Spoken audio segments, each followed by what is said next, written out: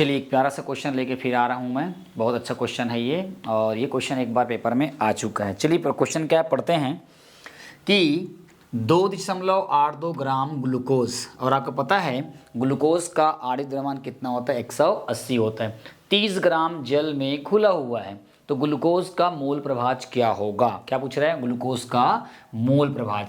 केवल 2.82 gram glucose को 30 ग्राम जल में क्या कर दिया, घोल दिया गया है, और उसको अपन क्या कर रहा है, बोल रहा है मोल प्रभाज, मोल फ्रैक्शन की क्या कर रहे हैं यहाँ पे गणना करने बोल रहा है। चलिए सबसे पहले हमको पता है, क्या पता है ना, हमारा हल क्या हो जाएगा, हमारा हल क्या हो जाएगा, आपको पता होगा, क्या पता होगा, मोलों की संख्या।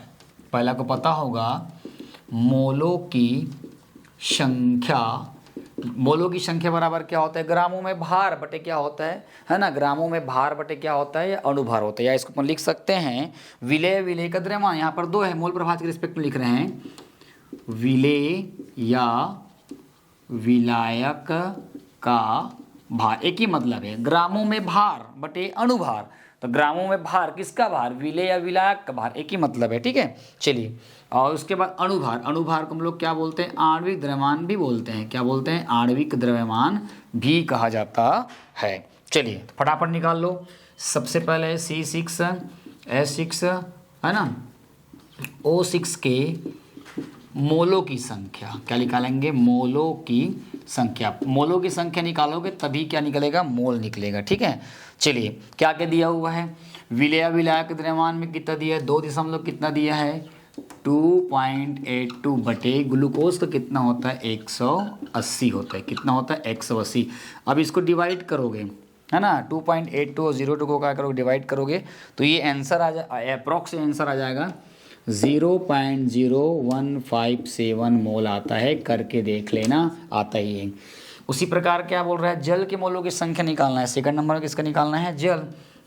ये जाएगा H2O के, क्या हो जाएगा आपका, मोलों की क्या हो जाएगा आपका संख्या, क्योंकि इसमें विलेय और विलायक, विलेय ये है और विलायक ये है, तो मोलों की संख्या जल में कितना दिया है, 30 दिया है, और उसका कितना होता है 18। जब इसको अपन क्या करेंगे, 30 को क्या करेंगे हम लोग 18 से डिवाइड करेंगे, तो ये हमारे पास जो मोल आ जाएगा वो है 1.67 मोल आ जाएगा, ठीक है। अब पूछा क्या है, ग्लूकोज का मोल प्रभाज पूछा है। क्या पूछा है, ग्लूकोज का मोल प्रभाज पूछा है। तो यहाँ पर अपन क्या लिख देंगे, C6H12O6 के मोल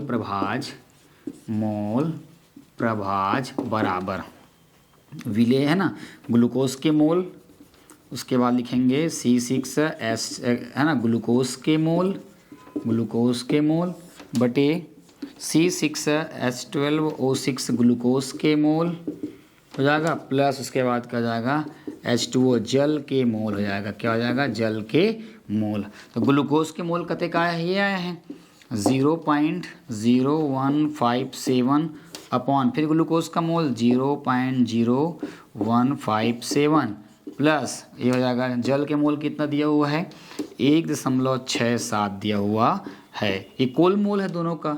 अब इसका जो इसको आएगा उसको अपन क्या करेंगे, इसे डिवाइड कर देंगे तो आंसर मिल जाएगा हमको, है ना। ये अप्रॉक्स ग्लूकोज का जो मोल आएगा वो 0 पॉइंट में जो निकाल कर रखा हूँ मैं आंसर, वो आ जाएगा 0.00 कितना निकाला हूँ मैं, 931 निकाला हूँ, 931 निकाला हूँ। ये आपका आंसर है।